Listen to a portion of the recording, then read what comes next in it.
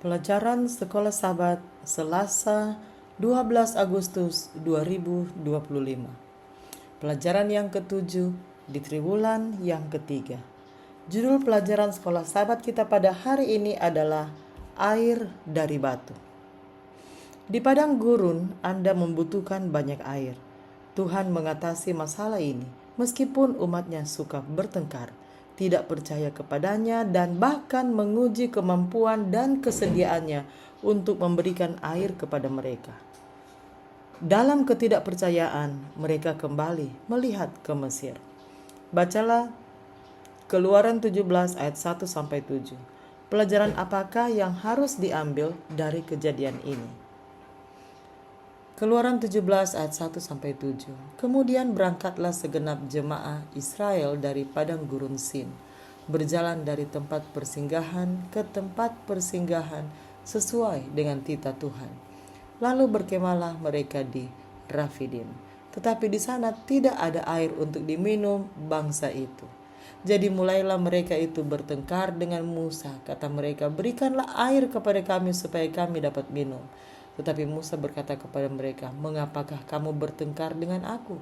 Mengapakah kamu mencobai Tuhan? Hauslah bangsa itu akan air di sana. Bersungut-sungutlah bangsa itu kepada Musa dan berkata, mengapa pula engkau memimpin kami keluar dari Mesir untuk membunuh kami, anak-anak kami, dan ternak kami dengan kehausan?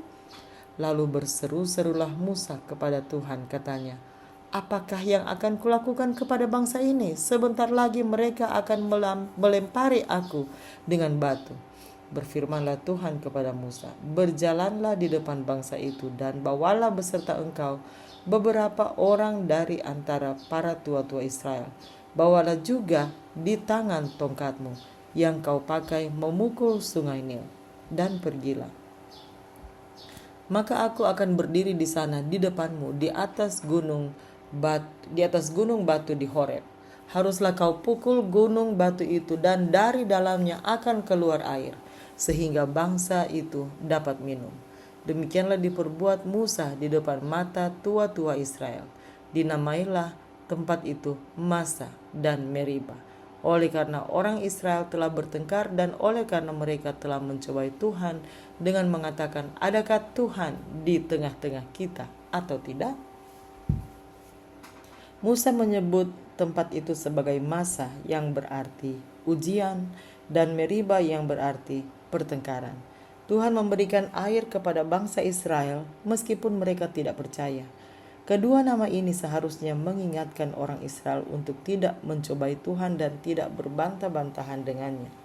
Mereka dengan sungguh-sungguh mempertanyakan kehadiran Tuhan di antara mereka, meskipun mereka telah melihat banyak bukti nyata, bukan hanya kehadirannya tetapi juga kuasa dan otoritasnya. Musa telah memukul batu itu, tetapi adalah anak Allah yang terlindung di dalam awan itu, berdiri di samping Musa dan menjadikan air pemberi hidup itu mengalir. Bukan hanya Musa dan pemimpin-pemimpin saja, tetapi semua orang yang berdiri dari jauh telah melihat kemuliaan Tuhan. Tetapi kalau saja awan itu diangkat, mereka akan binasa oleh terang yang hebat dari Dia yang tinggal di dalamnya. Air adalah simbol kehidupan karena tanpa air tidak ada kehidupan. Setiap sel dalam tubuh kita membutuhkan air. Tubuh kita terdiri dari 60% air. Bahkan tulang-tulang kita pun sebagian terdiri dari air. Jadi, menyediakan air di padang gurun bagi mereka adalah tanda bagi bangsa Israel bahwa Tuhan memperhatikan kebutuhan mereka dan mereka dapat mempercayainya. Namun sekali lagi, mereka harus taat. Berabad-abad kemudian, Paulus dalam 1 Korintus 10 ayat 4 mengingatkan orang-orang percaya bahwa pengalaman bangsa Israel di padang gurun sangatlah unik. Kristus sendiri tidak hanya menuntun mereka tetapi juga menyediakan air bagi mereka. Mazmur 78 ayat 15 dan 16. Dan memenuhi kebutuhan rohani dan jasmani lainnya. Paulus menyatakan batu karang itu adalah Kristus. Bagi mereka, Kristus adalah sumber kehidupan dan pemberi kehidupan kekal. Seperti batu karang yang kokoh, demikianlah Allah dengan teguh memimpin umatnya. Kita dapat mengandalkan Dia karena Dia tidak pernah gagal memenuhi janji-janjinya. Hal-hal apa sajakah yang perlu Anda percayakan kepada Tuhan? Bagaimanakah Anda dapat belajar untuk tunduk pada kehendak-Nya dan menantikan Dia untuk bertindak pada waktunya? Mengapa hal ini tidak selalu mudah untuk dilakukan?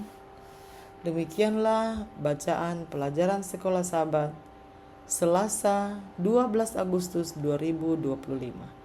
Sampai bertemu di bacaan pelajaran Sekolah Sabat selanjutnya. Tuhan memberkati.